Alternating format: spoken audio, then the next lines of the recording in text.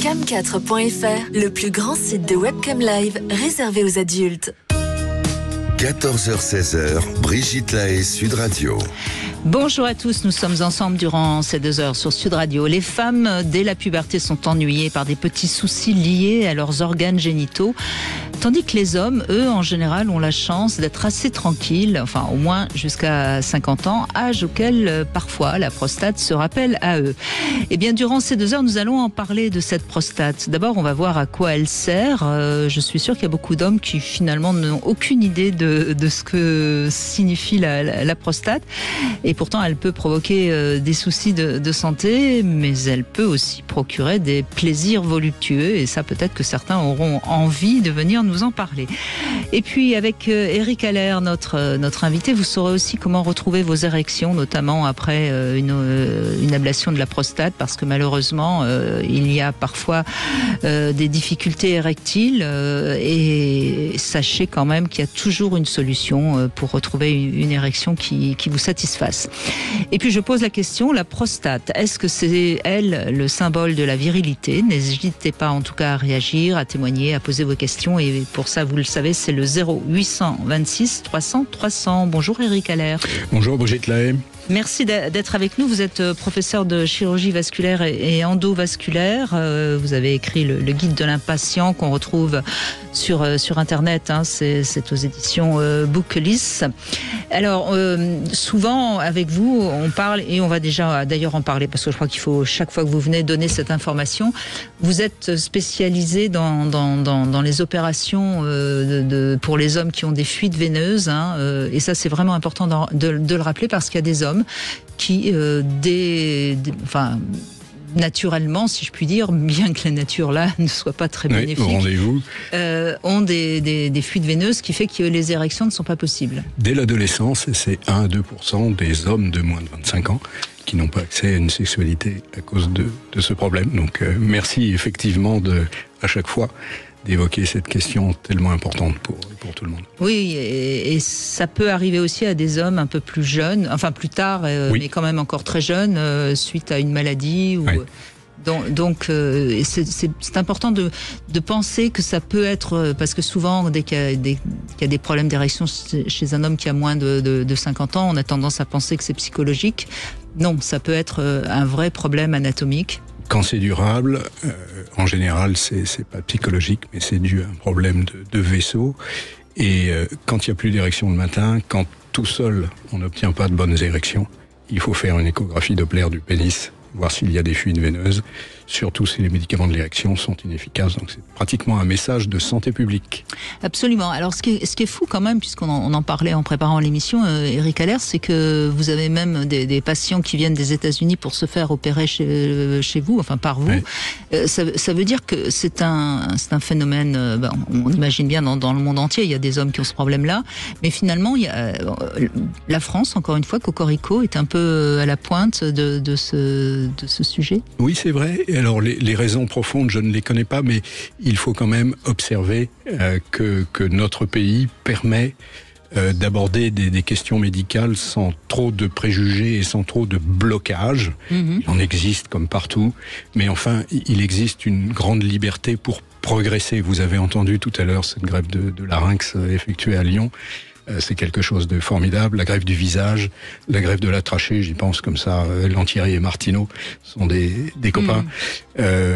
Oui, il y a vraiment une grande tradition en France de l'innovation médicale et évidemment c'est formidable. Bien sûr. Et alors donc, vous opérez ces hommes, vous n'êtes pas nombreux non plus en France, je crois. Ouais. Et donc, il faut aussi former peut-être des chirurgiens. C'est une opération, j'imagine, très, très spécifique, très délicate. Alors, c'est une opération qui a cette particularité de nécessiter de maîtriser à la fois le bistouri, tous les chirurgiens le font, et le cathéter, c'est-à-dire les petits tuyaux. Ouais. Et si on fait que le bistouri ou que le cathéter, malheureusement, le taux de succès, c'est 20-30% seulement. Et il faut associer les deux pour arriver à ce que nous observons actuellement, qui est de 70 à 80% de guérison, ce qui est quand même quelque chose de sans précédent. Et ça, c'est aussi quelque chose de très intéressant. Vous savez, les métiers et les compétences sont toujours très cloisonnés, très compartimentés, mais c'est vrai dans tous les secteurs d'activité. En médecine et en chirurgie, ça l'est. Donc ce cloisonnement fait que effectivement nous sommes là maintenant. Mais je pense que dans quelques années, il y aura énormément de praticiens qui sauront faire cette opération que nous avons mise en place. On peut l'espérer, parce que ceux qui sont avec des problèmes d'érectile, quelques années, ça, c'est long. Hein. Alors, c'est 900 000 hommes en France, probablement, et 4,4 millions aux États-Unis. Donc c'est dire l'ampleur de la question. Bien sûr. Alors aujourd'hui, on va également aborder donc la question de la prostate. Alors je disais dans l'introduction un peu en plaisantant, mais c'est quand même vrai. Les trois quarts des hommes s'intéressent pas à leur prostate avant 50 ans, hein, avant le premier. J'ai un collègue qui dit. Si tu veux embêter un copain, fais-lui doser dans le sang les marqueurs de la prostate. Parce que alors là, on se prend plein d'examens médicaux, etc., Mais c'est aussi le reflet que il y a des moyens de détecter les gros pépins associés à la prostate, et qu'il faut évidemment les utiliser. Je pense que nous aurons le temps d'en parler, et le fait aussi que, comme vous l'avez dit, les hommes ne sont pas spécialement attentifs à leur santé, et vraiment la prostate, c'est l'organe caché, très spécifique de l'homme, autant que le pénis, mais caché, lui, dont on espère ne jamais entendre parler, mais qui quand même s'invite souvent. Alors, à quoi sert la prostate, précisément ? Alors, il faudrait demander à nos collègues savants urologues, parce que eux ont j'imagine que vous avez une petite idée quand même. J'ai une petite idée, mais en fait, pas grand-chose. Et alors ça fabrique 20% du liquide qui baigne les spermatozoïdes. Séminal, oui. Voilà. Et le reste, ce sont les glandes séminales qui sont un petit peu au-dessus de chaque côté de la prostate. Donc quand même beaucoup d'ennuis pour pas grand-chose. Et puis les muscles qui sont tout à fait associés à la prostate servent aussi à véhiculer le sperme en dehors du pénis lors de l'éjaculation. Preuve en est, souvent après une chirurgie de la prostate, même limitée, le sang va vers la vessie. Ça s'appelle une éjaculation rétrograde. Bon, ça peut gêner dans ces pratiques sexuelles, mais voilà les deux fonctions. J'ai révisé avant de venir, je vais quand même, faut pas que je raconte de bêtises. Hein. Oui, non, mais je vous fais totalement confiance, Eric Haller. Alors, ce qui est intéressant peut-être aussi, pourquoi pas, on en parlera, c'est que c'est un organe voluptueux, puisque de plus en plus d'hommes, d'ailleurs, maintenant, vont découvrir ce toucher prostatique, si je puis dire, et qui provoque souvent une éjaculation, en tout cas un plaisir, comme je l'ai dit, voluptueux, voilà. Alors pourquoi ? On ne sait pas trop. Il y a des récepteurs, des mécanorécepteurs sensibles au toucher. Alors ce qu'on peut comprendre aussi, c'est puisqu'il y a des nerfs érectiles qui sont entre la prostate et le pénis, peut-être que c'est par ces nerfs-là que, enfin je ne sais pas. Hein. Oui, il y a. Parce que ça peut provoquer aussi une érection, enfin. Et faciliter l'éjaculation, etc. Oui. C'est l'arrière-boutique, si je puis dire. C'est l'arrière-boutique les arrière-boutiques s'ouvrent. C'est cette acceptation par un nombre croissant d'hommes d'une sexualité qui inclut la prostate est finalement assez nouvelle. Oui, c'est très nouveau, mais ça, enfin, je sais que on en a déjà parlé dans cette émission, et on a souvent eu de nombreux appels d'hommes qui testent eux-mêmes ou qui demandent à leur partenaire.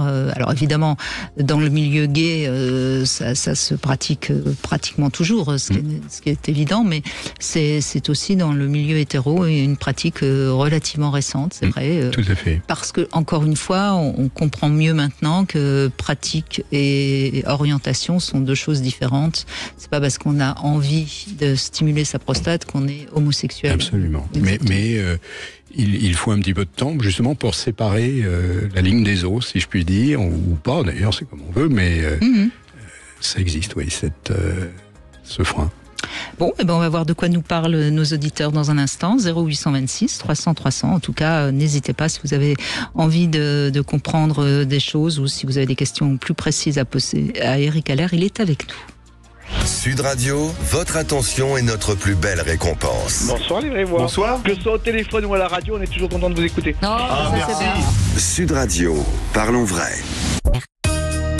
14h-16h, Brigitte Lahaie, Sud Radio. C'est Eric Heller qui est avec nous, professeur de chirurgie vasculaire, et nous évoquons aujourd'hui la prostate. On va voir ça sous tous les angles. Et on commence avec vous, Sylvain. Bonjour. Oui, bonjour Brigitte, bonjour professeur Heller. Bonjour Sylvain. Donc tout à l'heure vous parliez effectivement que c'était un organe qui pouvait être jouissif. Moi c'est pas tellement jouissif parce que ça fait quelques années que j'ai un adénome de la prostate et j'ai un traitement à base qui est du Xatral 10 mg et j'ai pas mal de problèmes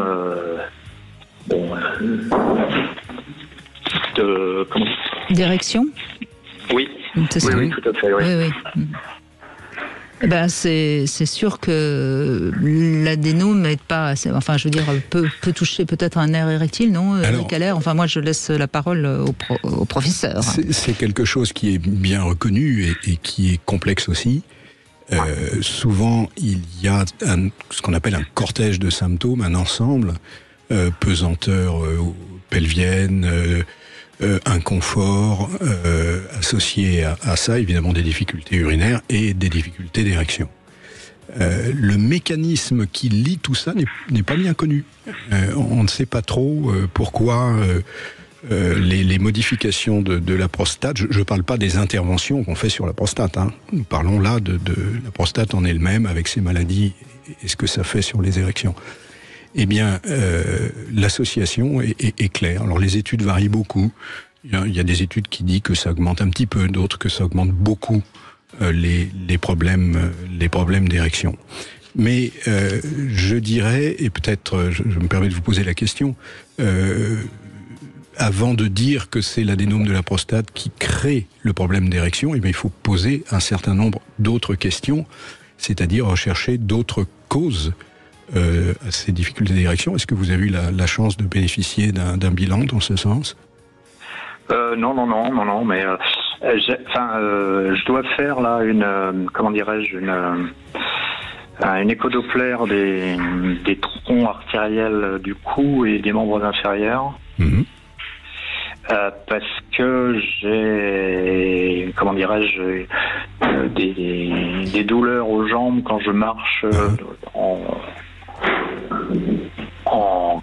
en montée, à plat, sur le plat ça va, mais dès que donc on m'a dit il y a peut-être un problème de vasculaire qu'il faudrait rechercher. Alors je ne sais pas si c'est lié, ça pourrait être lié, et par ailleurs j'ai fait une embolie pulmonaire silencieuse, j'allais dire en avril, c'est-à-dire il y avait une phlébite, mais moi ça m'a pas fait mal du tout. Avec une thrombose de la veine tibiale postérieure mais malheureusement malheureusement ça arrive que ça ne fasse pas mal du tout et qu'on passe à côté, oui. Ouais, donc je sais pas si c'est des problèmes et en fait je sais pas qui je dois aller voir, quoi. J'ai un rendez-vous chez le cardiologue la semaine prochaine, mais c'est très bien. Je sais pas après si c'est un urologue, andrologue. Là je vais faire des examens donc pour l'échodoppler, mais effectivement, je dis que c'est la... Mais déjà sur un plan érectile, puisque finalement c'est peut-être, c'est un peu notre spécialité, si je puis dire, Eric Heller et moi. Est-ce que vous avez quand même des érections matinales, par exemple? Est-ce qu'il y a des moments quand vous vous masturbez? Par moment, oui, mais non. Enfin voilà, oui, j'ai plus les. Non, mais ça, j'ai bien compris que vous aviez des soucis et qu'il faut trouver, la cause. Mais c'est pas totalement absent, quoi. Je veux dire, oui, c'est pas totalement absent, mais enfin bon. Non, mais je comprends bien que c'est pas satisfaisant. Je suis pas en doute. C'est juste que ça semble prouver qu'il y a peut-être une solution pour retrouver des érections. Absolument. Et il faut que, en dehors des échographies que vous avez citées et qui sont très bien, il faut que vous ayez une échographie Doppler du pénis. Hein, c'est ce que souvent nous disons ici. Ça existe, ça existe. Il faut regarder comment le sang arrive dans le pénis par les artères. Ce sont des artères très très fines qui apportent le sang au pénis. Donc parfois elles peuvent se boucher. Elles se bouchent avant les artères coronaires, avant les carotides, avant les artères des jambes. Donc il faut bien regarder ça. Et puis, regardez aussi si une fois que le sang est rentré dans le pénis, il y reste, ou s'il ressort trop tôt, ça s'appelle des fuites veineuses. Donc il faut faire tout ça. Il faut regarder les hormones masculines avec une prise de sang. Vous voyez, tout ça, c'est indispensable pour dire oui, l'adénome de prostate est vraiment le facteur associé à ce problème, ou au contraire, il existe, comme il est très fréquent qu'il existe chez des hommes, mais il y a d'autres choses qui sont responsables du problème, et finalement, ce sont ces autres choses qu'il va falloir étudier et pour trouver une solution, bien sûr. Donc il faut que j'en parle à mon médecin traitant, quoi. Absolument. Oui, je pense que ça vaut le coup là de faire un examen complet de votre pénis, et puis vous aurez une réponse claire, tandis que là, alors ce qui n'empêche pas évidemment qu'il faut soigner aussi le reste, hein, on n'est pas, mais je pense qu'il faut, bon, c'est un petit peu le cas par cas là. Hein. C'est le problème des choses fréquentes, vous savez. Quand il y a quelque chose de très fréquent dans la population et qu'on a un symptôme, on dit c'est à cause de ça, mais c'est tout simplement peut-être une rencontre complètement par hasard, hein, et finalement c'est autre chose qui explique. Oui, ça peut pas expliquer, par exemple, parce que je prends du Xarelto là, qui est un anticoagulant depuis l'embolie pulmonaire, c'est pas ça que peut... Le Xarelto, non.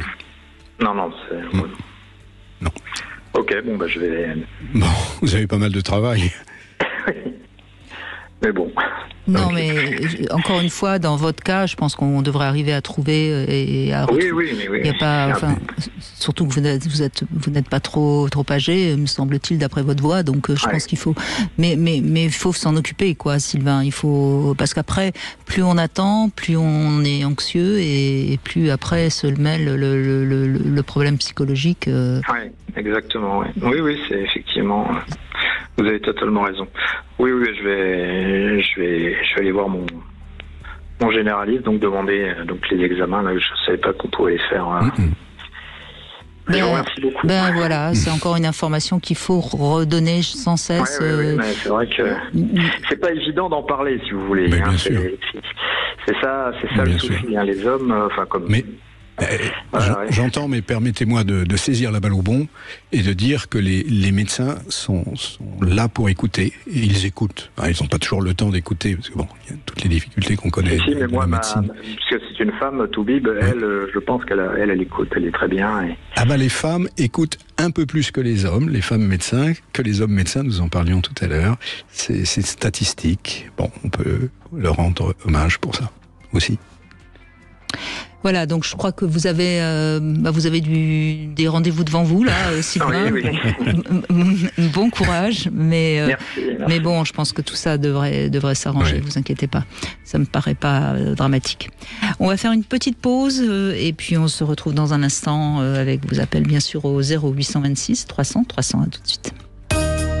14h-16h, Brigitte Lahaie, Sud Radio. Ça s'est passé sur Sud Radio. Vous êtes contre cette loi immigration, Boris Vallaud? J'ai un gamin qui est arrivé à 16 ans, qui porte sur sa peau des cicatrices, qui nous raconte la torture, les geôles en Libye, les viols, et qui s'inscrit dans un lycée. Il me dit j'ai eu le brevet, et que son maître d'apprentissage peut pas l'embaucher. Vous avez pas l'impression qu'il y a un truc où on marche sur la tête? Sud Radio, parlons vrai. 14h-16h, Brigitte Lahaie, Sud Radio. Eric Haller est avec nous. Nous évoquons aujourd'hui la prostate et c'est Lionel qui est avec nous justement. Bonjour Lionel. Oui, bonjour Brigitte, bonjour Monsieur Haller. Bonjour Lionel. Alors écoutez, moi je suis en recherche du voluptueux, Brigitte. Oui, écoutez. Le voluptueux, je le trouve pas. Vous cherchez peut-être pas exactement là où il faut. Parce qu'en fait, c'est bien la question, quoi. C'est-à-dire que la prostate, moi, je n'arrive pas à la sentir. Et j'en suis arrivé quand même à me dire, putain, j'espère qu'il n'y a pas de souci, en fait. Parce que je ne la sens pas. Pas du tout. Pardonnez-moi cette question un peu, mais vous savez où c'est? Oui. Oui. Ouais, je me suis quand même hyper documenté. J'ai essayé plusieurs fois tout seul, accompagné avec des gens expérimentés, et non, et j'ai aucun ressenti et aucun rien. Alors je précise qu'il y a un jouet spécial prostate Ouais, je les ai tous essayés, oui. Y compris avec Bénédicte qui m'en a envoyé déjà 2 ou 3 et il n'y a toujours rien. Il faut que Bénédicte se déplace et aille vous voir, hein, qu'est-ce que vous voulez. Donc vous avez essayé l'année rose. Ça c'est fait. J'ai essayé l'année rose, j'en ai essayé d'autres d'ailleurs. Et c'est pas, il y a rien de concluant, quoi. Ça veut dire que c'est pas votre truc, et puis c'est tout, c'est que vous devez pas être suffisamment relâché au moment où on va titiller votre prostate, et donc il se passe rien. Vous savez, il y a des femmes qui ont pourtant un clitoris et on s'acharne dessus et il se passe rien. Hein. Quand on veut pas, on veut pas. Hein. Bon, vous pensez que c'est... Ouais, ok. Non, enfin, mais pourtant, l'idée quand même... l'idée du relâchement, j'y ai bien pensé. Et ok, sur les premiers coups, il y a peut-être un stress qui se mêle, voilà, ok. Mais quand vous le cherchez réellement et quand vous mettez du cœur à l'ouvrage, c'est quand même, vous êtes quand même dans un état d'esprit d'ouverture, et je comprends pas pourquoi est-ce que ça marche pas. Alors moi, donc, est-ce qu'il peut avoir un problème ? En fait, c'est ça la question. Est-ce qu'il peut avoir un problème sur la prostate lié au fait que je ne la sente pas ? Voilà, c'était surtout ça la question. Alors, Eric Haller, est-ce que... Alors là, vous savez, je suis Lionel, je suis pas sûr qu'il y ait beaucoup de littérature médicale sur la question, qui mérite d'être posée néanmoins. Mais je serais surpris qu'il y ait des informations sur ça. Mais à nouveau, c'est pas une question absurde, loin s'en faut. Hein. Donc non, cela dit, la prostate, elle est accessible médicalement par une prise de sang essentiellement, et chez le médecin éventuellement par un toucher rectal. Donc, vous, quel âge avez-vous ? 47. Oui, vous êtes tout jeune, mais enfin, bon... Excusez-moi, enfin, il y a très peu de chances, Brigitte, qu'il y ait une association entre. Mais je vois pas pourquoi elle serait morte au sens de la sensitivité, Lionel. Moi, je pense tout simplement que c'est pas votre truc, et puis c'est tout. Est-ce que quand il y a une pénétration anale, vous ressentez quelque chose de plutôt agréable, désagréable?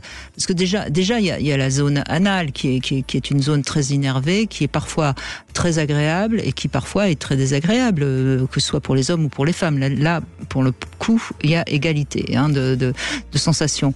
Mais il y a des personnes, regardez par rapport à la sodomie, si on revient sur le féminin, il y a des femmes qui dès qu'on essaye de toucher cette zone, sont totalement ne ressentent rien, d'autres qui trouvent que c'est agréable. Donc vous voyez déjà, est-ce que c'est plutôt agréable ou pas la zone anale ?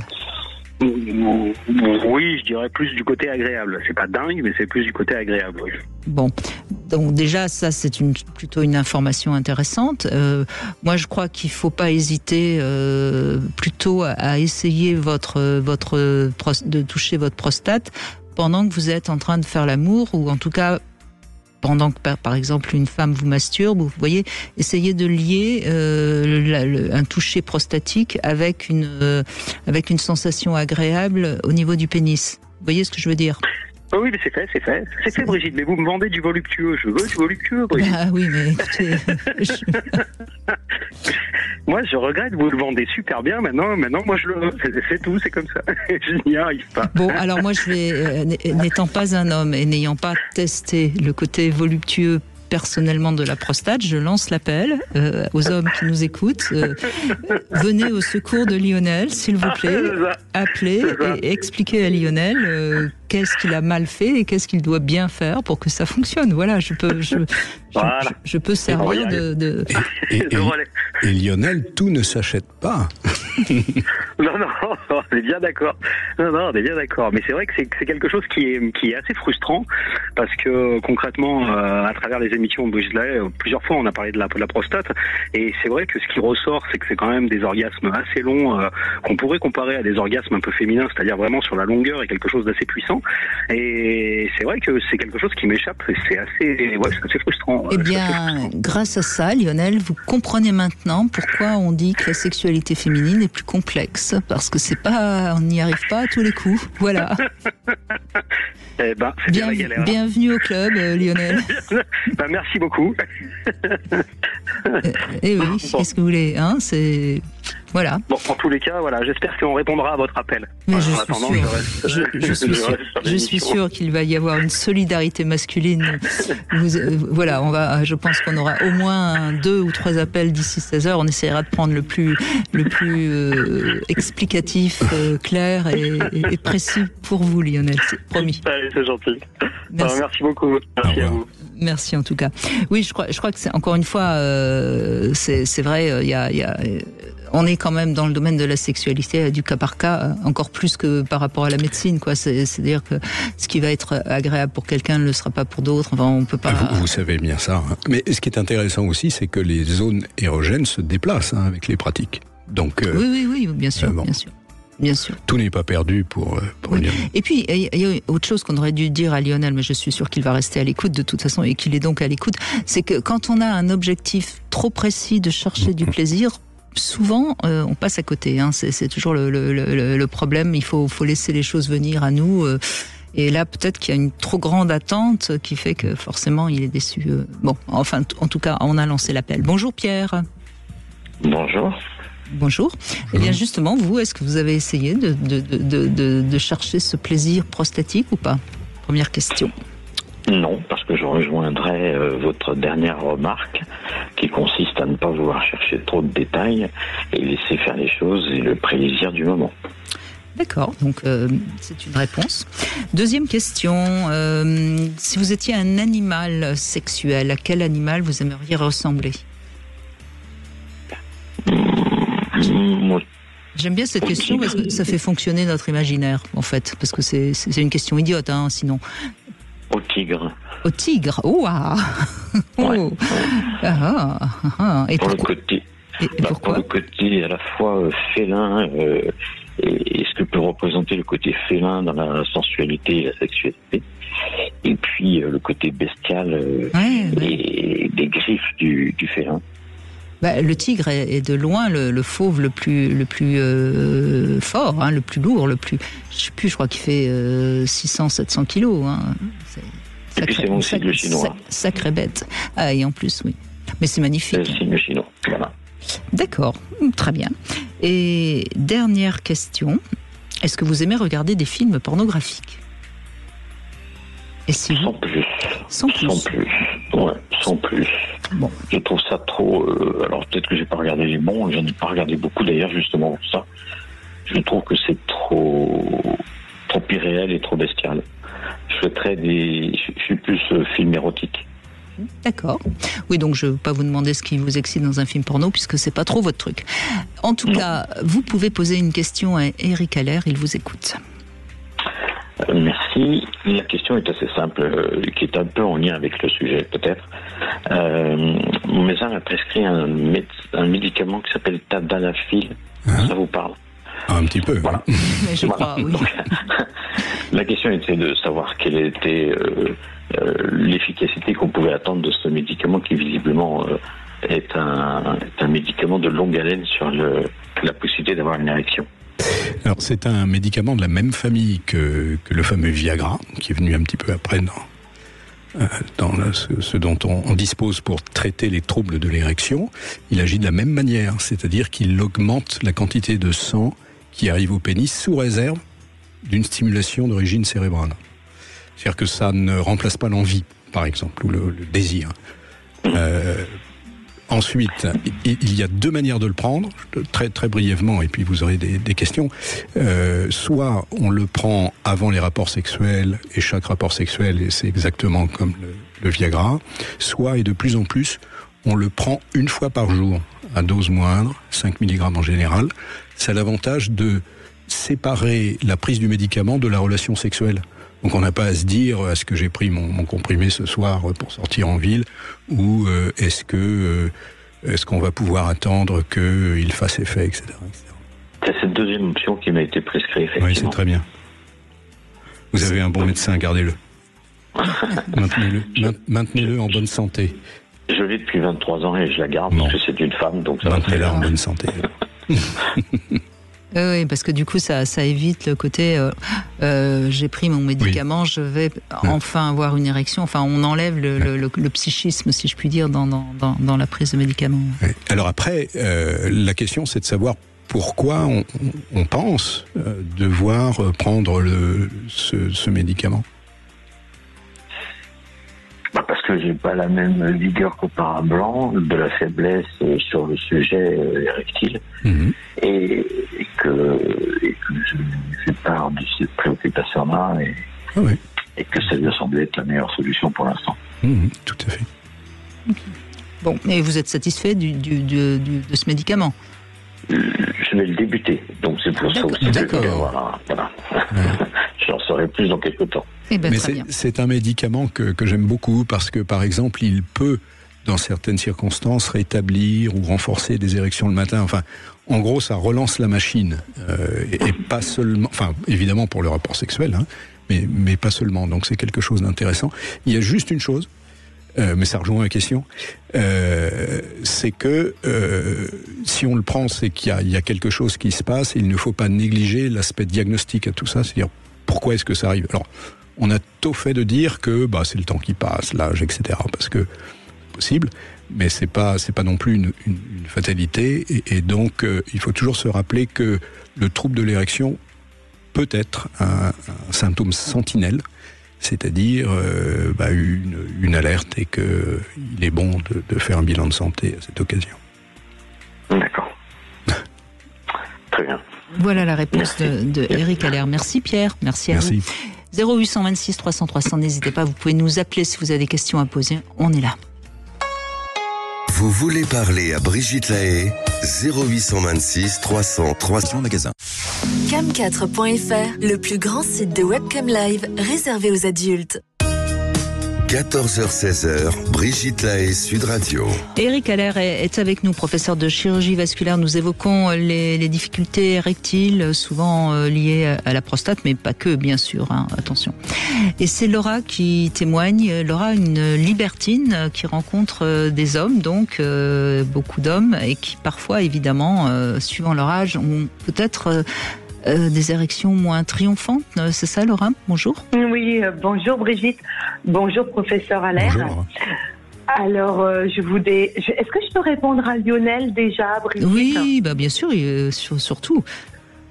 Alors, je voudrais lui dire que c'est peut-être parce qu'il est un petit peu dans des croyances un petit peu fortes qu'il n'arrive pas en fait à éprouver ce plaisir-là prostatique, parce que je me dis qu'il lui suffirait de lâcher un petit peu prise, de prendre un peu de plaisir, énormément de plaisir, ajouter à ça un peu d'imaginaire érotique, et là, il pourra se laisser aller peut-être à attendre quelque chose de beau, parce que là, je pense qu'il est trop dans l'attente de quelque chose, voilà.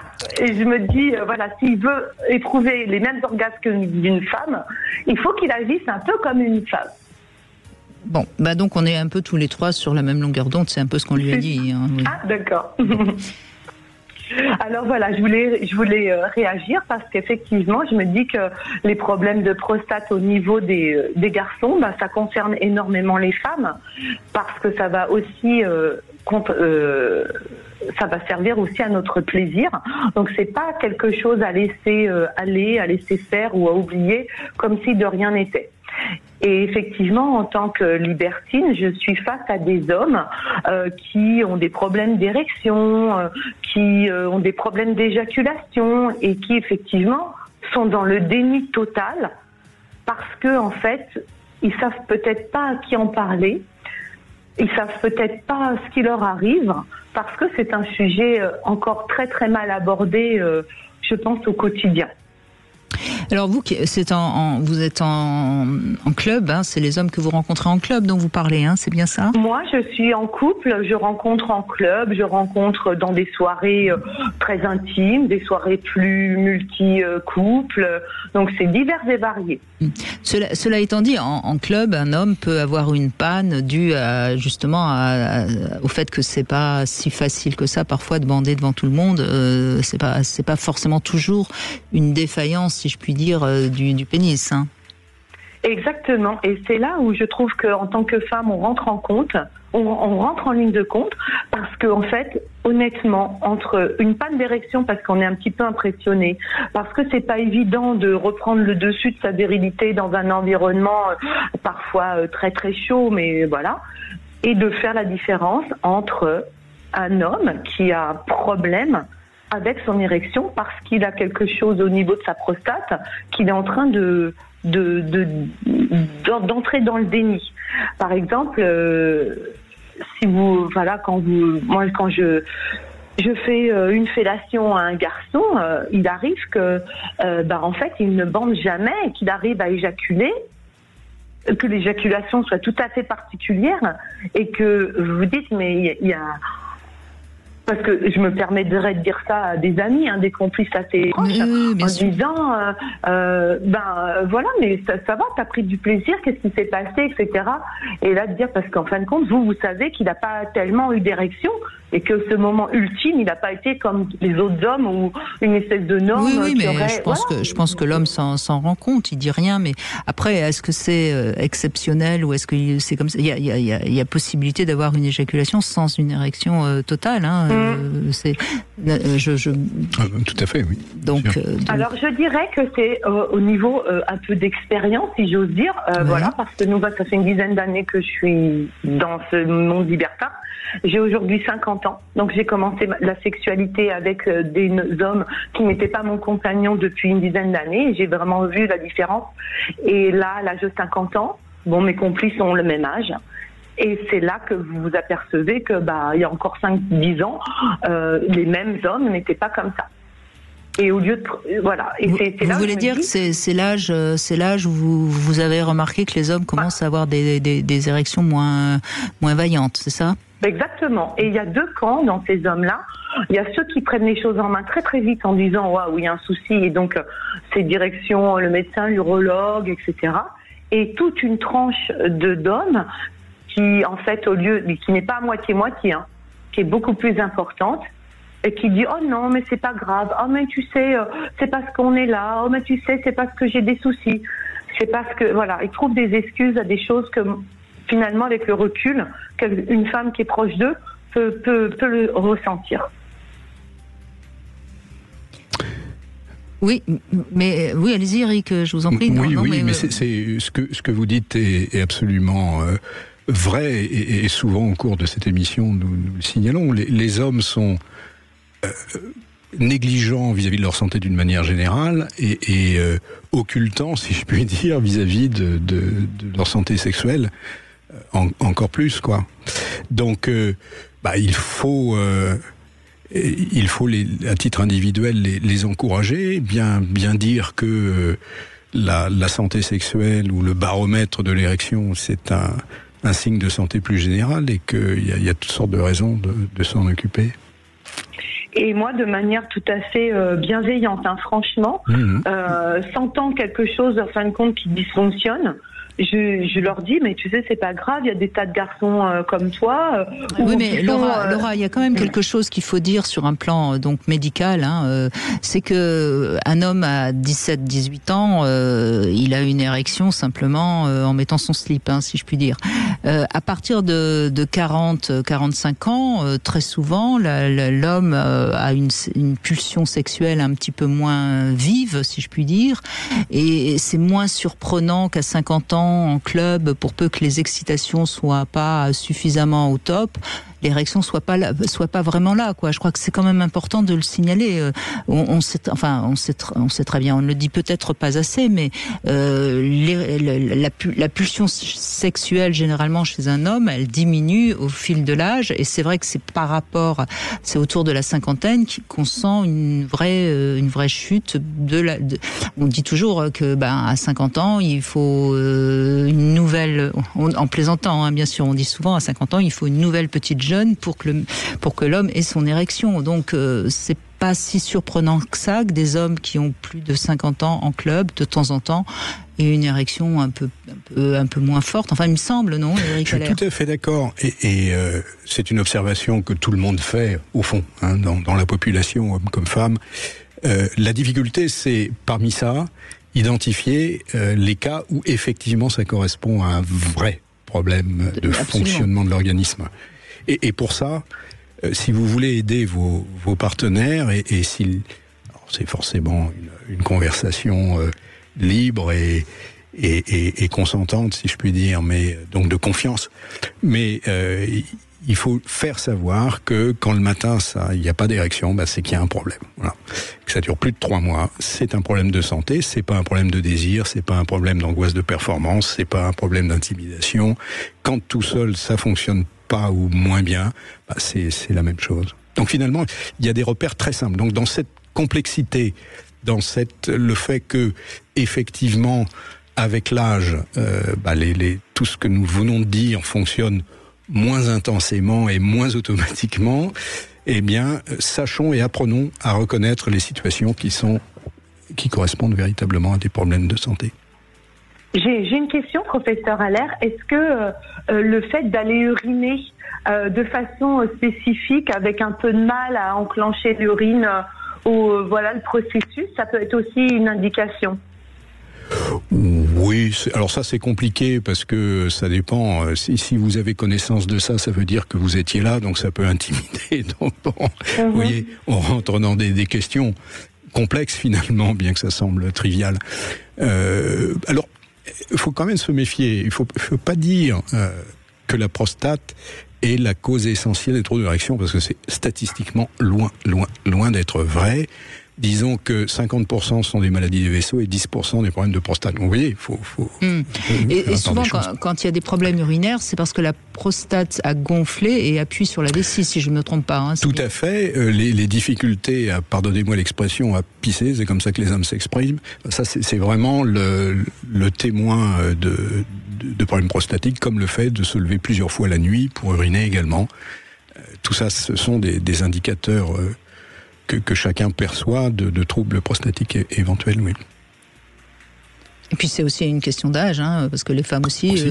Tiennent moins bien la nuit avec l'âge. Enfin bon, tout ça malheureusement, on y va tous. Mais l'âge n'est pas une fatalité. Loin. Vous êtes d'accord avec ça, Brigitte? Tout à fait.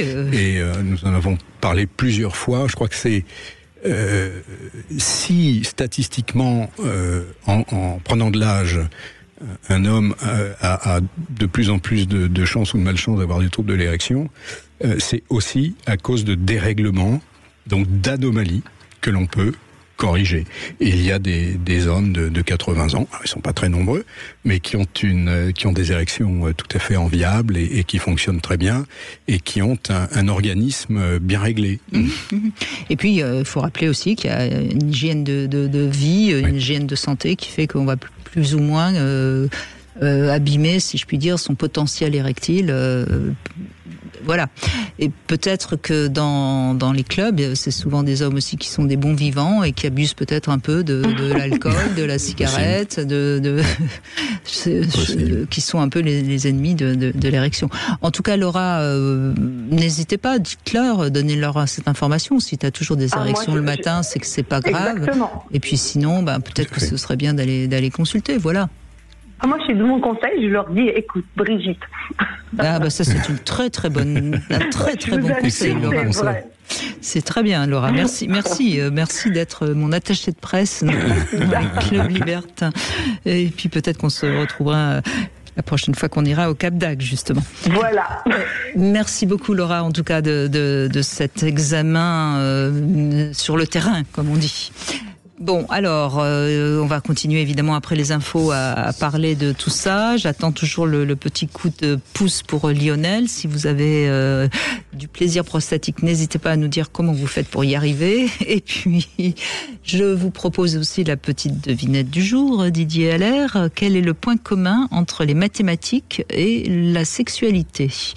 Vous avez le temps de me regarder pas comme si, à chaque fois, je suis comme un lièvre ébloui par les phares la nuit. Vous inquiétez pas, c'est pas grave si vous ne trouvez pas la réponse, vous n'êtes pas le seul. Bon, et puis, donc on se retrouve tout de suite après les infos, bien sûr, et avec vos questions, vos témoignages. Si vous avez envie de profiter de la présence d'Éric Allaire, n'hésitez pas. Sud Radio. Sud Radio. Parlons vrai. Sud Radio. Parlons vrai. Cet été, tu veux faire monter la température ? Viens assouvir tous tes fantasmes sur Cam 4. Des shows en webcam très très chauds. Cam 4, tu cliques, tu mates Actu. Inscris-toi sur cam4.fr, le plus grand site de webcam live réservé aux adultes. C'est gratuit. C'est pour ça que je me lève tous les matins. 14h-16h, Brigitte Lahaie, Sud Radio. Toujours en compagnie de Eric Haller, nous évoquons les différents problèmes de prostate notamment, et avec évidemment parfois des problèmes d'érection. C'est ce que va nous raconter Christophe dans un instant, mais d'abord ma petite devinette, le point commun entre les mathématiques et la sexualité, Eric Haller. J'ai jamais été bon en maths, en plus. J'espère que vous êtes bon en sexualité alors. En fait la réponse elle est simple, plus il y a d'inconnus, plus c'est chaud. Voilà. Bonjour Christophe. Oui, bonjour Brigitte et bonjour professeur. Bonjour Christophe. Oui, bonjour, ça fait de nombreuses années que je vous écoute et aujourd'hui j'ai eu une bonne raison pour intervenir à l'antenne et je souhaitais le faire car ça commence à être un problème pour moi. J'ai 61 ans, j'ai eu une prostatectomie il y a 18 mois.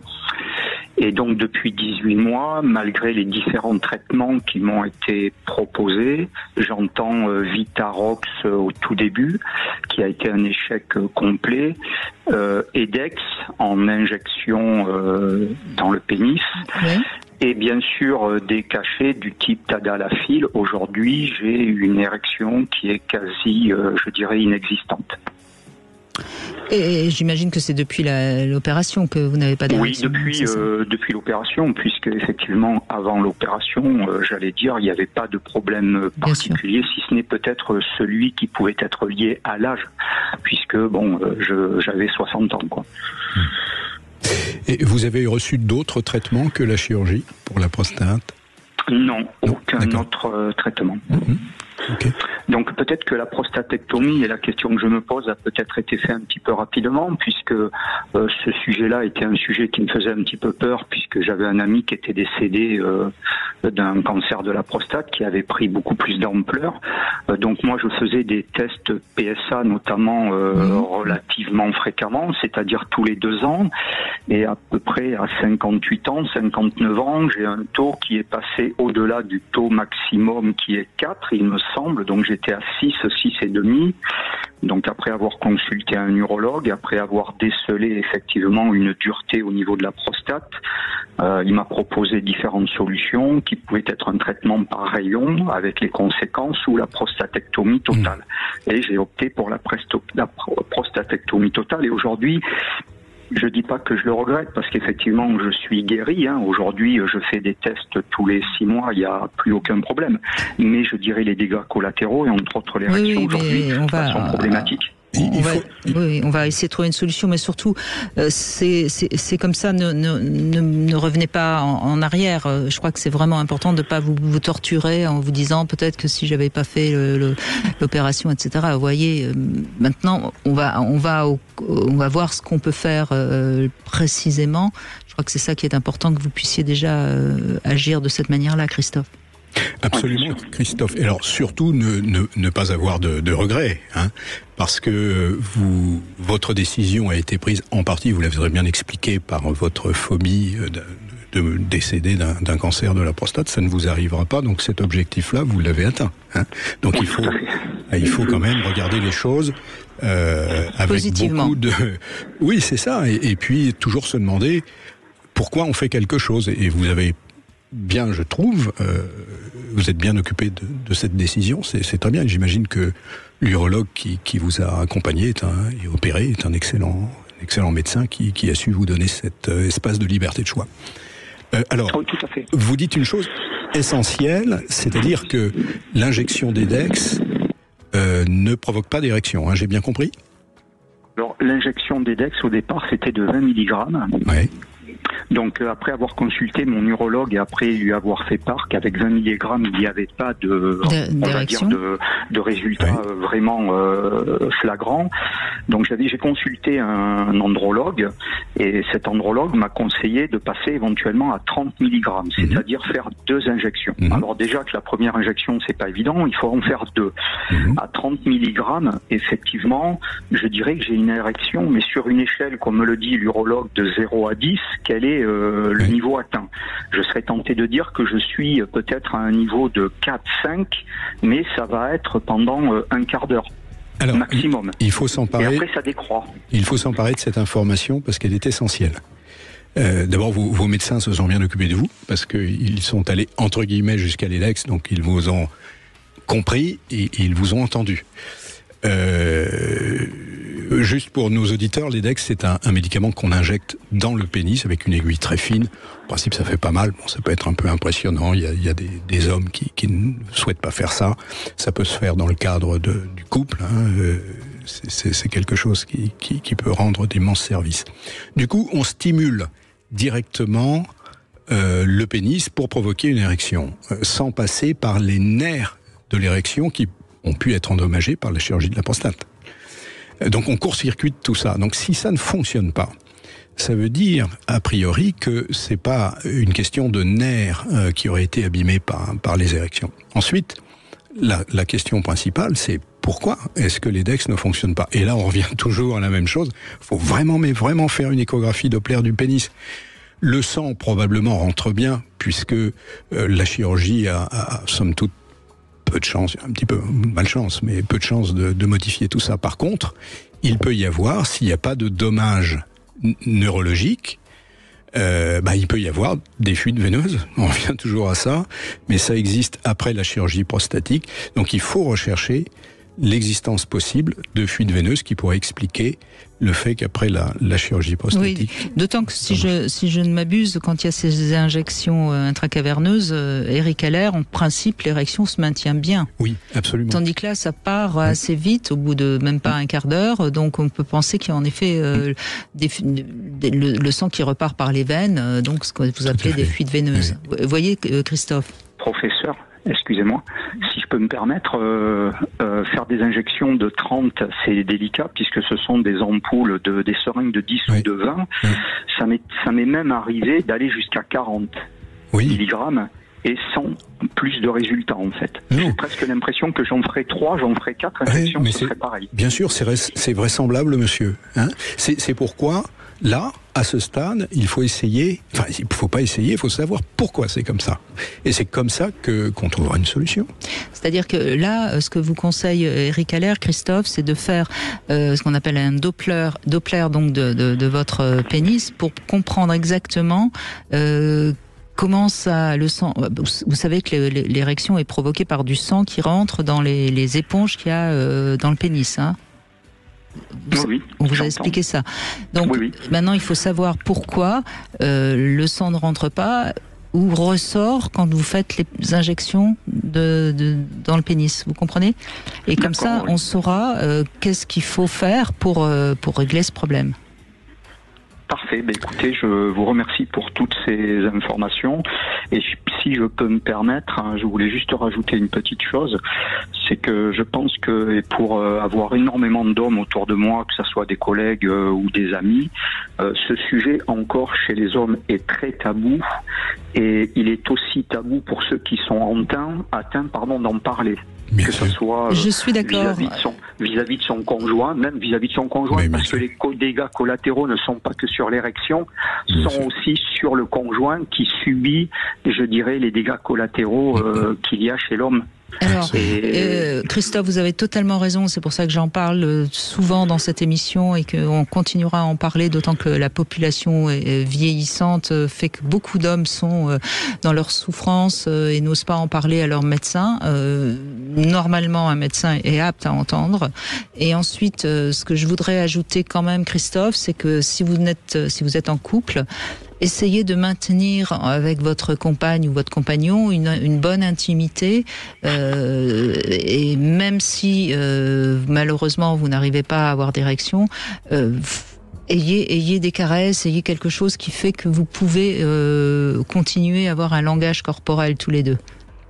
La proximité avec le conjoint, la conjointe est présente, que ce soit dans le dialogue ou dans la stimulation, mais je pense que ce qu'il faudrait parfois derrière ce type d'opération, c'est peut-être un accompagnement psychologique. Je suis d'accord. Amener une stimulation quand on sait qu'on a des difficultés d'érection, c'est presque s'interdire d'aller vers, je dirais, ce contact-là.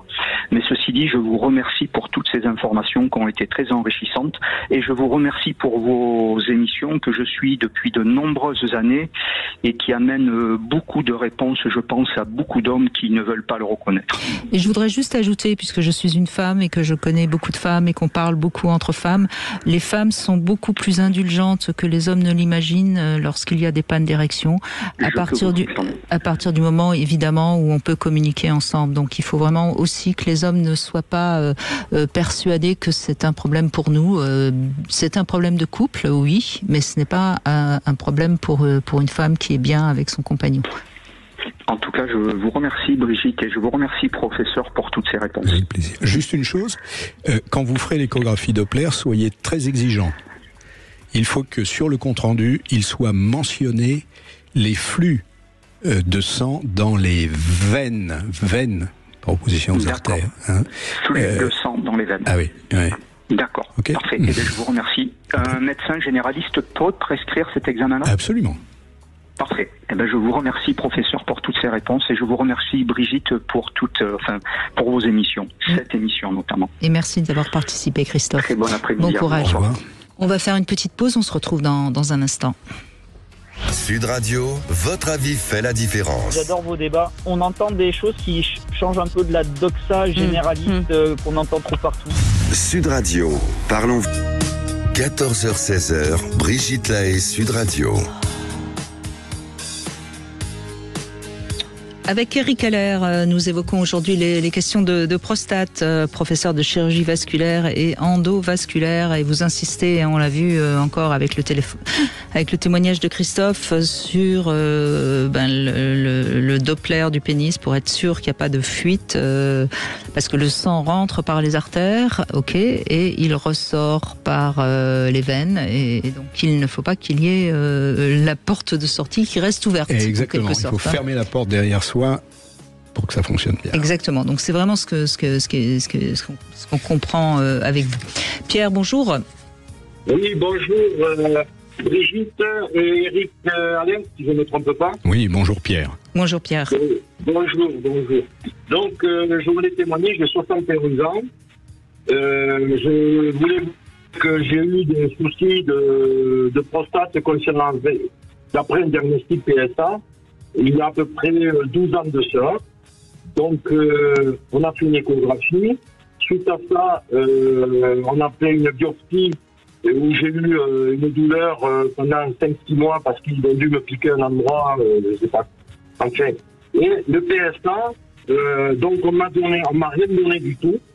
Il a fait un peu comme la bourse, c'est-à-dire tantôt il montait, tantôt il descendait. Et je n'ai pas voulu prendre de médicaments chimiques. Et on m'a dit, mais qu'est-ce que vous voulez prendre? J'ai écouté, je ferai un protocole personnel. Donc, je me suis servi un peu de certaines plantes. Je ne sais pas s'il faut les nommer ou pas.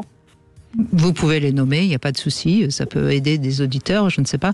Donc en fait, vous avez refusé un suivi médical, si je comprends bien, et vous avez pris des plantes pour parce que qu'est-ce que vous aviez exactement en fait, un adénome qui consistait, on va dire normalement, je n'avais pas de traces de cancer, il faut pas avoir peur des mots, et la biopsie a été négative. D'accord. Donc, suite à ça, j'ai pris des plantes du style graines de courge, palmiers d'Afrique, de l'élixir de Grenade, et je fais ça régulièrement. Voilà. Et puis, un peu d'homéopathie. Il se trouve qu'au bout de 3 ans, j'ai refait 3 ans un PSA. Le PSA était correct, c'est-à-dire je l'ai eu à 5-6, il y a 12 ans de ça. Et après, il était resté à peu près à ce niveau-là, 5-6. Parfois, il descendait, il remontait, enfin, etc. Et puis, voilà que l'an dernier, on fait un PSA, je suis à 9. Donc, on m'a dit, hop là, à 9, il faut regarder, il faudra faire une échographie. On a fait une échographie, cette échographie était négative. Et il m'a dit, vous allez prendre, je ne sais pas si je dois le citer, ce médicament. Oui, citez. Pardon? Oui, vous pouvez le citer, pardon, excusez-moi. Bon, Permixion. Je ne sais pas si ça vous parle. C'est un laboratoire qui est d'ailleurs ici dans la région du Tarn, et qui fait ça. Et le Permixion, j'ai pris ça pendant 6 mois. On a recontrôlé le PSA, et mon PSA, il est redescendu à 5,6. Or, on m'a dit, vu qu'il est descendu, on ne fait rien de plus. Voilà. Donc, je veux dire, maintenant j'ai une hygiène de vie, c'est-à-dire je ne bois pas d'alcool, j'ai jamais fumé, et je fais du sport. Le sport, ça a été... Et donc, à 71 ans, vous allez bien, vous avez des bonnes érections, vous êtes en pleine forme? Oui. Est-ce que justement, quand vous avez commencé à avoir cette petite sonnette d'alarme, si je puis dire, il y a 12 ans, vous aviez une vie moins saine qu'aujourd'hui? Non, j'avais pas une vie moins saine. Par contre, je faisais beaucoup de vélo. Et je sais que le vélo travaille énormément sur la prostate. On dit que trop de vélo, ça peut être nuisible pour l'homme. Hein. Vous confirmez, Eric Haller? La selle peut appuyer sur des nerfs qui du coup, fonctionnent moins bien. Oui, mais il y a des selles de vélo qui, au contraire, répartissent bien les appuis pour éviter ce problème. Ah, d'accord, oui, d'accord. Enfin, vous semblez, Pierre, d'abord être quelqu'un qui a une bonne hygiène de vie. Vous semblez avoir envie de vous occuper de vous. Donc, moi, je suis pas surprise qu'à 70 ans, vous soyez encore en pleine forme sexuellement. Hein. Oui, mais je suis pas, excusez-moi Brigitte, je suis pas Lucky Luke, hein, quand même. Tant mieux. Et qui tire rapidement, Lucky. Il tire un peu rapidement, oui. Et puis, oui. Donc c'est pas vite que son ombre. C'est pas forcément le meilleur symbole du bon amant, Lucky Luke. J'ai beaucoup d'humour, Je vois ça, mais nous aussi. Non, mais je pense que, enfin, votre témoignage est intéressant parce que on voit bien que vous avez pris les choses en main, si je puis dire, et puis je crois encore une fois que il faut aussi se prendre en main, quel que soit notre problème de santé, avant de tout de suite aller chercher les médicaments ou on est d'accord. Mais là, vous êtes enfin, on sait, Eric Haller, vous l'avez dit tout à l'heure, on sait que malheureusement, tous les hommes ne sont pas à la même enseigne. Et vous êtes un peu chanceux, et puis vous êtes aussi avec une bonne hygiène de vie, une bonne énergie, et puis de l'humour. Donc. Oui. Maintenant, il faut savoir, Brigitte, qu'on m'a recommandé quand même de faire un PSA, on va dire tous les ans. Voilà. Parce que, l'âge étant là, l'adénome aussi, la mission, on va dire, est un peu moins importante qu'avant, et je me lève 2 fois dans la nuit. Voilà. Parfois 3, mais je consomme beaucoup d'eau. Beaucoup. Donc, ça explique un peu cela. Mais il faut cesser de boire à partir de 19h, en fait, souvent, pour éviter de trop se lever la nuit. C'est une petit conseil comme ça qu'on peut donner à tout le monde, d'ailleurs. Vaut mieux aller se coucher n'ayant pas trop bu le soir et boire plus dans la journée. Ça, c'est possible. Ça, c'est un petit truc que vous pouvez... Enfin, si vous vous rendormez bien, qu'est-ce que ça peut faire de se lever la nuit? Le problème, c'est les gens qui se lèvent et qui après ont du mal à se rendormir. Oui, voilà. Donc, voilà mon témoignage. Eh ben merci Pierre. Voilà. Si je puis me permettre, j'ai un copain qui s'est fait opérer il a eu ablation. Je crois qu'il a été opéré avec un robot, avec des robots. Et il m'a dit, j'ai retrouvé mon énergie au bout de 5 mois. Et j'ai un autre témoignage de ce style. Donc, je crois qu'aujourd'hui, il y a une évolution quand même dans ce sens.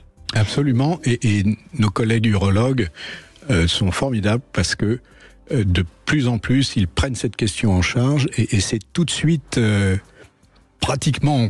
Alors, pendant l'opération, ils ont le talent d'éviter d'abîmer ce qui peut être épargné. Alors après, ça dépend aussi du cancer, mais l'habileté du chirurgien ou de la chirurgienne, évidemment quelque chose d'extraordinairement important, et tout de suite les médicaments pour favoriser l'érection, etc. Donc remettre le système en marche dès l'opération. Voilà, mais malheureusement, quand l'opération était très importante et que les nerfs érectiles ont été touchés, malheureusement, là, en effet, Il peut y avoir des vraies pannes d'érection, mais bon, il faut savoir aussi ce qu'on veut. Hein. On sauve la vie. Alors, absolument, Brigitte, mais il faut aussi savoir qu'il y a des solutions. Hein. Oui. Si les nerfs sont touchés et qu'il n'y a que les nerfs touchés, les auto-injections marchent très très bien. Donc ça, il faut vraiment le savoir. Et deuxièmement, il y a les implants péniens qui permettent de retrouver une sexualité telle qu'on la souhaite. Donc moi je trouve que nous en parlions tout à l'heure, qu'il se pose trop peu d'implants péniens en France. Vous voyez, c'est mon avis. 800 en France contre 20 000 en Allemagne. Alors il y a un petit écart de population de 10 millions et pas plus. Donc mais peut-être que les Allemands sont moins bons que les Français. Ils ont plus besoin de prothèses. Je suis pas sûr que ce soit le cas. Non, mais je plaisante, bien sûr. Oui, bien sûr. Mais il faut vraiment bien avoir à l'esprit qu'il y a à nouveau toujours des solutions. Merci Pierre, en tout cas. On fait une petite pause, on se retrouve avec le Love Conseil et puis des plugs à tester pour Lionel, justement. 14h-16h, Brigitte Lahaie, Sud Radio. Ça s'est passé sur Sud Radio. Question que je vous pose, François Hollande. Est-ce que le gouvernement israélien devrait appeler à mettre fin à la colonisation ? Oui. Comment voulez-vous avoir deux États si dans l'État que vous voudriez reconnaître, l'État en l'occurrence palestinien, vous avez mité le territoire par la colonisation ? Sud Radio, parlons vrai. Cam4.fr, le plus grand site de webcam live réservé aux adultes. Brigitte Lahaie, Sud Radio, le Love Conseil.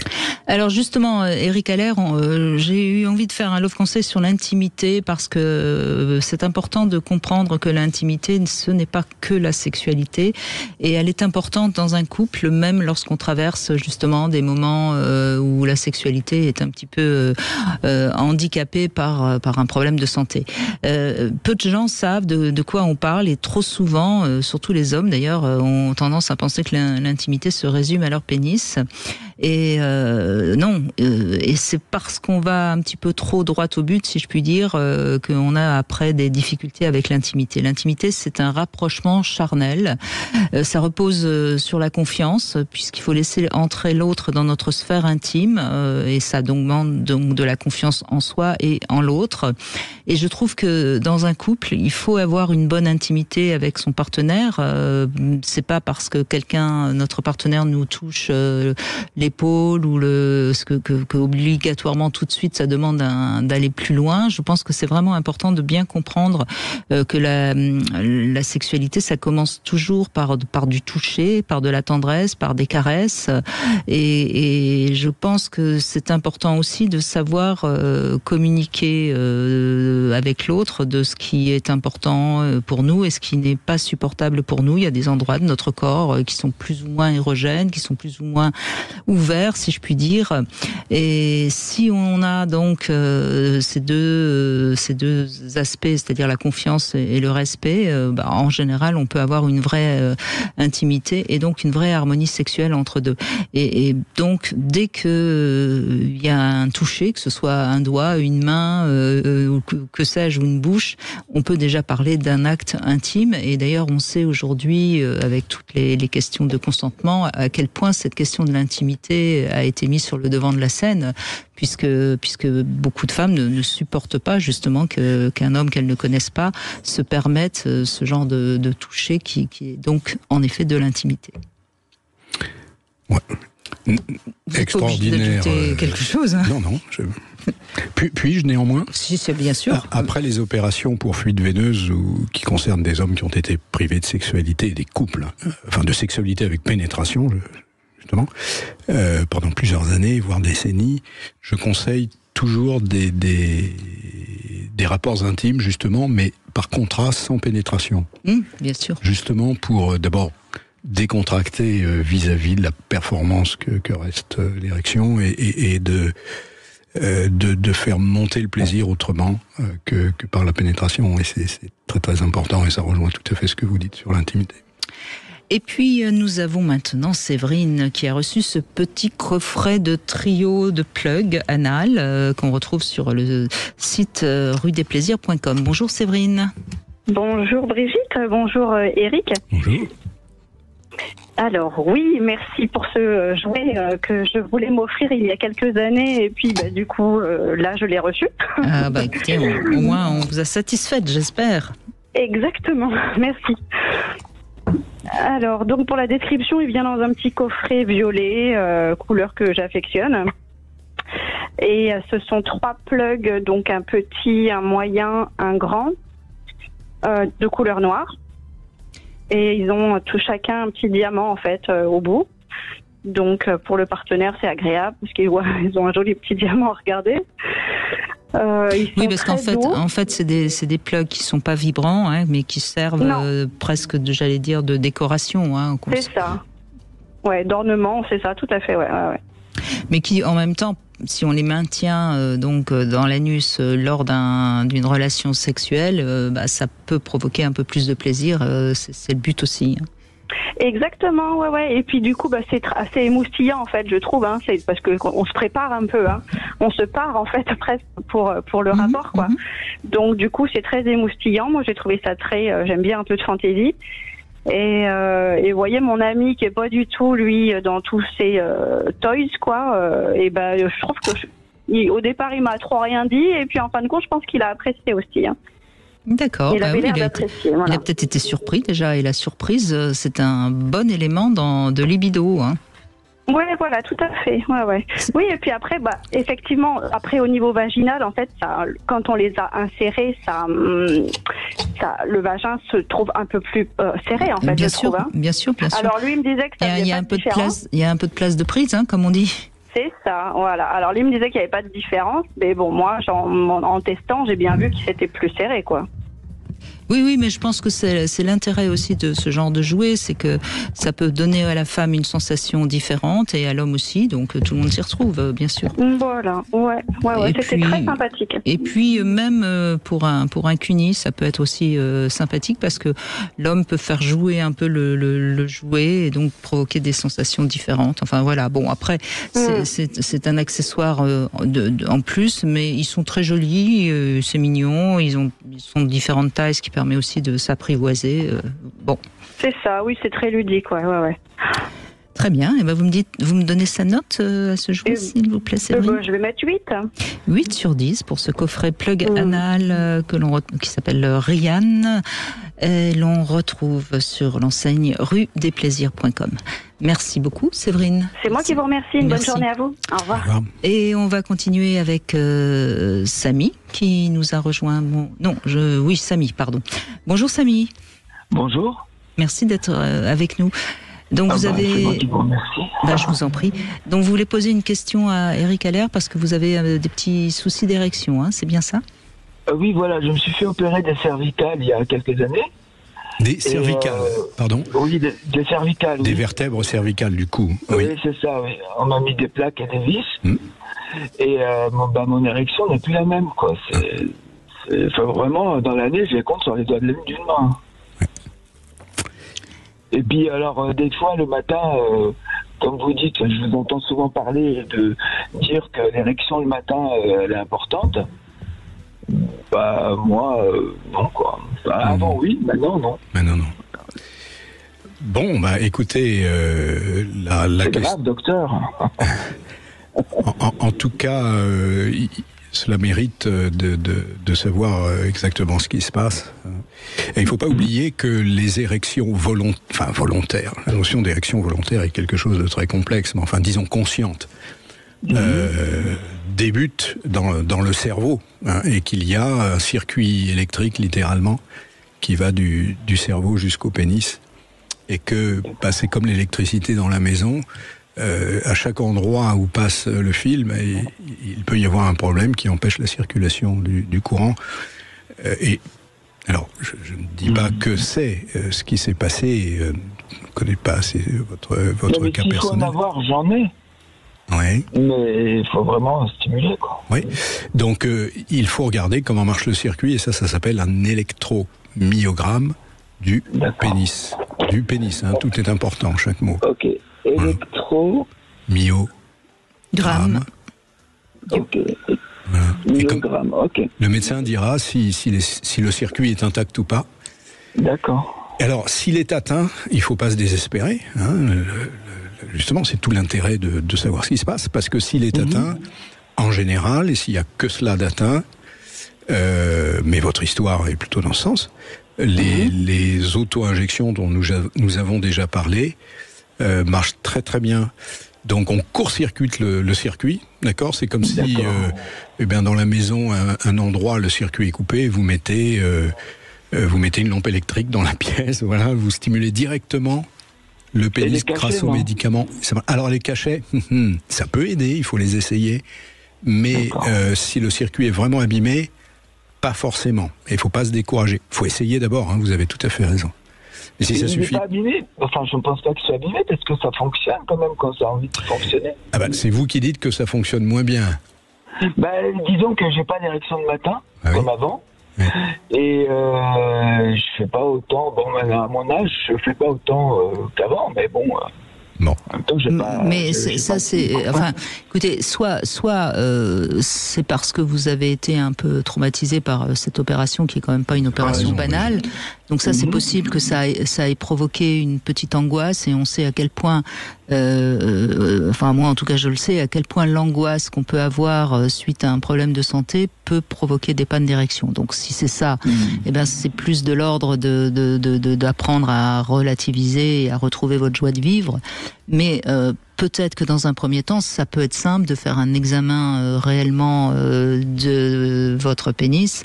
S'il n'y a rien, c'est qu'en effet c'est psychologique. Mais parfois c'est aussi bien d'aller faire l'examen, comme ça au moins on sait que c'est psychologique, tandis qu'autrement vous allez essayer de résoudre un problème psychologique qui est peut-être pas psychologique. Donc vous risquez de perdre du temps pour rien. S'il n'est pas psychologique, le problème, autant tout de suite le régler de manière médicale. Vous comprenez ? Ok, oui, je comprends. Et c'est avec quel spécialiste ? Ah, ça c'est plus compliqué. Où habitez-vous ? Paris. Paris. Alors à Paris, il y a plusieurs centres qui font ça bien, mais il est vrai, comme toujours autour de l'érection, il y a malheureusement peu de spécialistes qui font ça très bien. Il a qu'à venir vous voir. Je sais que vous êtes occupé, mais bon... Non, mais pas forcément, mais il faut regarder sur Internet en réalité. D'accord. Vous tapez cet examen sur Internet que vous avez certainement pris le temps de noter, Samy, et puis vous verrez quels sont les endroits où vous pouvez faire cet examen. Ok ? Ça marche. Ok. Merci Samy. Beaucoup, en tout cas. Merci de votre témoignage. On continue dans un instant. Il nous reste peu de temps, mais n'hésitez pas si vous avez des questions à poser à Eric Allaire, 0826 300 301 tout de suite. Vous voulez parler à Brigitte Lahaie, 0826 300 300. Cerise de Groupama nous dit pourquoi ça change en agence. Cam4.fr, le plus grand site de webcam live réservé aux adultes. 14h-16h, Brigitte Lahaie, Sud Radio. Et nous allons conclure, Eric Allaire, avec Jean-Marie qui a également eu un cancer de la prostate, je crois. Bonjour Jean-Marie. Bonjour Brigitte, bonjour à votre invité. Bonjour Jean-Marie. Donc c'est bien le cas, vous avez eu un cancer. Oui, j'ai 64 ans et j'ai été opéré de l'ablation de la prostate, j'en avais 58. Voilà. Et alors, vous en êtes où là aujourd'hui ? Actuellement, c'est beaucoup moins, c'est très... J'ai eu quelques lamelles de toucher. Ablation complexe, ablation de la prostate, quelques lamelles de toucher, mais d'après les chirurgiens, tout devait à peu près revenir dans l'ordre. Les fuites urinaires ont été vite calmées, mais l'érection, il faut quand même vraiment être aidé. Ça vous préoccupe beaucoup ? Énormément. Ouais, ça gâche votre vie, quoi. Non, j'ai une épouse qui est adorable, qui a très très bien compris, mais c'est pas évident de se retrouver comme ça d'un seul coup. Voilà. Et vous savez qu'il y a des solutions ? Oui, bien sûr, j'ai essayé le Vitaro, j'ai essayé les cachets que je prends actuellement, voilà, mais c'est plus du tout pareil. Parce que même avec les cachets, vous n'avez pas une érection aussi suffisante ou pas ? Qu'est-ce qui va pas en fait aujourd'hui malgré les aides qu'on vous a proposées ? Disons, ce qui va pas, je pense que c'est peut-être aussi ma tête, mais... moi, j'ai pas dit ça, c'est vous qui savez, Jean-Marie. Non, je sais bien. Je vous suis depuis assez longtemps que vous ne portez jamais de préjugés. Mais c'est vrai que c'est quelque chose qui n'a pas. Actuellement, je me souviens plus du nom du médicament, je l'ai sous les yeux. Attendez, quittez pas. Mais bon, c'est pas. Voilà. Sildenafil. Sildenafil, c'est le Viagra. Alors Jean-Marie, est-ce que vous savez que vous, comme personne, vous pouvez savoir si c'est dans votre tête ou si c'est pas dans votre tête? Alors vous allez le faire. Vous n'allez pas répondre à la question, hein, mais vous allez tester ça. Vous allez prendre du sildenafil et puis vous allez vous stimuler tout seul. D'accord. Et vous allez regarder. Si vous avez d'excellentes érections, c'est dans votre tête. Si les érections ne sont pas comme avant l'opération, ça veut dire que c'est pas dans votre tête. Hein. Et à ce moment-là, eh ben c'est comme avec l'auditeur précédent, échographie Doppler du pénis, électromyogramme du pénis, voir ce qu'il est possible de réparer. Et si on vous dit que, peut-être dans cette situation, et je ne préjuge pas, hein, peut-être dans cette situation, il n'y a pas de solution pour rétablir des érections naturelles, eh bien, il y a toujours la possibilité d'un implant. Et c'est quelque chose qui vous préoccupe, et vous le dites, et à juste titre, et bien sûr. À ce moment-là, sachez qu'il y a des solutions. Oui, parce que on n'a pas parlé depuis 14 heures de l'implant pénien, mais dans des cas comme vous, Jean-Marie, où vous avez visiblement une compagne avec qui vous aviez une sexualité vraiment chouette, l'implant pénien peut redonner cette sexualité-là. Oui. Vous voyez, donc on a comme ça une image de l'implant pénien qui date des années d'il y a 20-30 ans, et c'est vrai que c'était pas fun. Aujourd'hui, c'est quand même un objet qui est très très au point. C'est-à-dire qu'on le verra pas. Vous aurez juste à appuyer et votre érection, elle sera là. Hein. D'accord. Vous voyez, donc encore une fois, moi je suis pas, je dis pas qu'il faut forcément aller juste. L'implant pénien, moi je dirais que c'est une histoire de couple, c'est important. Bien sûr. Hein, mais pour le couple, mon épouse, elle est heureuse. Hein, c'est pas quelqu'un qui est une grande demandeuse. Mais bon, alors ça c'est différent. Si c'est pas une grande demandeuse, la question se pose déjà différemment. Vous voyez, c'est une histoire de couple. C'est-à-dire que moi ce que j'entends, Jean-Marie, c'est que vous regrettez l'époque où vous aviez des érections sans vous poser de questions. Absolument. Bon, mais ça malheureusement, c'est la vie. On peut pas être et avoir été. Donc il faut aussi voir quelle est maintenant la possibilité que vous avez pour retrouver plus de vigueur et faire la part des choses. Et ça, peut-être que ça vaut le coup aussi, à ce moment-là, d'une petite consultation avec un sexothérapeute pour voir comment, quels sont les enjeux dans votre cas bien précis. Parce que finalement, Eric Haller, c'est qu'une histoire individuelle à chaque fois. Ah oui, c'est vraiment la médecine personnalisée, comme on dit. Absolument. Et qu'est-ce qui est important pour vous? Voilà. Et qu'est-ce qui est important pour votre couple? Qu'est-ce qui doit être vu dans une globalité de fonctionnement du couple, ou au contraire dans le fonctionnement de chaque personne dans le couple, hein? Il y a des hommes qui reçoivent un implant même s'ils n'ont pas de sexualité. Alors ça peut paraître étrange, mais ça dit ce que représente l'érection pour un homme. Bien et sûr. Je me rappelle un patient disant, mais écoutez, je m'en sers pas, mais je sais que je peux. Exactement, oui. Et alors on peut trouver ça curieux, mais vous savez, l'humanité est suffisamment diverse, et c'est ce qui fait sa richesse pour que ça se soit possible. Donc, demandez-vous très très calmement et très, j'allais dire librement, oui. Quel est votre souci? Quelle est votre souffrance? J'aime pas trop ce mot parce qu'on met beaucoup de sauce, mais quand même c'est ça. Quand c'est psychologique, c'est souffrance, oui. Voilà. Et donc, qu'est-ce que vous souhaitez faire pour ça?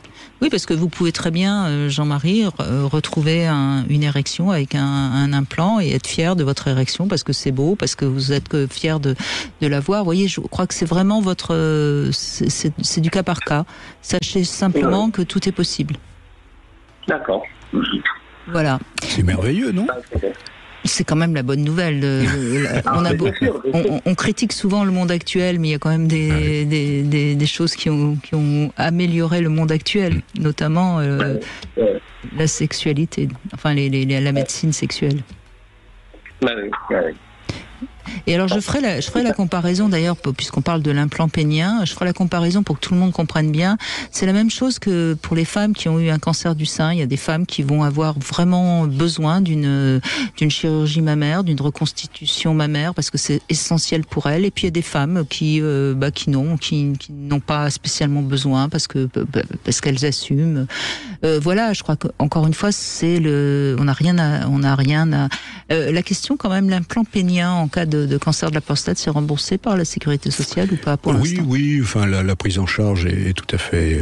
Ça rend cette solution accessible. D'accord, parce que ça peut être important évidemment pour certaines personnes qui nous écoutent. Voilà, Jean-Marie, ça va ? On a répondu. Bah oui, merci pour ces réponses, merci pour votre émission, et puis bon, je vous suis dès que je peux. Et... voilà. Merci Jean-Marie, c'est gentil. Merci à vous. Eric Haller, il nous reste un tout petit peu de temps pour conclure. Je crois que on a donné finalement aujourd'hui pas mal d'informations. Encore une fois, peut-être de rappeler que on a un peu toutes les solutions aujourd'hui pour savoir si c'est psychologique ou pas. Et donc vous conseillez toujours plutôt d'abord aller vérifier si c'est un problème physique avant de commencer à... Moi j'ai trouvé c'est essentiel et merci de repréciser tout ça. Je dis qu'il y a entre l'Atlantique et l'Europe, il y a l'Atlantide, ce continent mystérieux qui existe ou pas. Mais vous allez voir, en France, on considère que 80% des troubles de l'érection sont d'origine psychologique. Aux États-Unis, on considère que c'est 20%. Et l'Atlantide, je sais pas quel est le chiffre entre les deux, mais c'est très intéressant d'ailleurs de voir comment une population et son système de santé considèrent un point aussi commun que l'érection, de manière aussi différente. Mais je ne porte pas de jugement, mais simplement j'observe que il y a une chose à dire, et c'est ce que nous disions tout à l'heure à l'auditeur. Chacun a la possibilité de savoir si son problème d'érection est psychologique principalement ou organique, c'est-à-dire une maladie de l'érection. C'est simplement le matin et quand on est tout seul. Et ça, c'est ultra simple. Et si on diffusait cette information, combien on simplifierait le regard que chacun nous portons sur ces difficultés. Oui, et ce qui est surtout triste, c'est qu'on a parfois des jeunes hommes qui n'ont jamais eu d'érection et qui vont peut-être traîner de psychologue en psychologue, alors qu'en fait c'est à cause d'un problème de fuite veineuse qu'on sait traiter maintenant, et donc il est plus question de rester tout seul. S'il y a des jeunes qui nous écoutent, si à 20 ans on n'a pas d'érection le matin, c'est qu'il y a un problème, et il faut trouver. Vous trouverez pas tout de suite le bon circuit médical. C'est comme ça, et c'est triste. Mais il faut être persévérant. Et comme on a beaucoup de jeunes femmes qui écoutent aussi, si vous êtes avec un compagnon et qu'il n'a pas du tout d'érection et qu'il a, on va dire, moins de 40 ans, n'hésitez pas à lui en parler, parce qu'il a certainement pas l'information, puisque cette information, elle est assez peu diffusée, si ce n'est sur Sud Radio, parce qu'on parle vrai et qu'on donne toutes les informations. Extraordinaire. Voilà, c'est en effet extraordinaire. Bon, alors, merci beaucoup Eric Haller. Je rappelle aussi qu'on peut trouver votre livre sur Internet. Ça s'appelle Le Guide de l'impatience. C'est aux éditions Brukelis. Et vous donnez toutes les réponses que vous nous donnez chaque jour quand vous venez sur Sud Radio. Demain avec Yves Pslati, on va travailler. On va essayer de voir comment on peut noter la libido du partenaire ou de la partenaire qu'on rencontre pour être sûr d'être compatible sexuellement. Parce que c'est vrai que si on a beaucoup de besoins et que l'autre n'en a pas. Alors voilà, on verra ce que Yves nous dira avec sa perspicacité habituelle. Il saura vous donner des bons conseils pour que vous puissiez ne pas vous engager dans une vie sexuelle qui ne serait pas harmonieuse. Voilà. Et puis tout de suite, bien sûr, vous retrouvez Alexandre Delovan pour l'émission À votre écoute. Je vous embrasse et je vous dis à demain. Sud Radio. Sud Radio. Parlons vrai. Parlons vrai. Sud Radio. Parlons vrai. Mais non.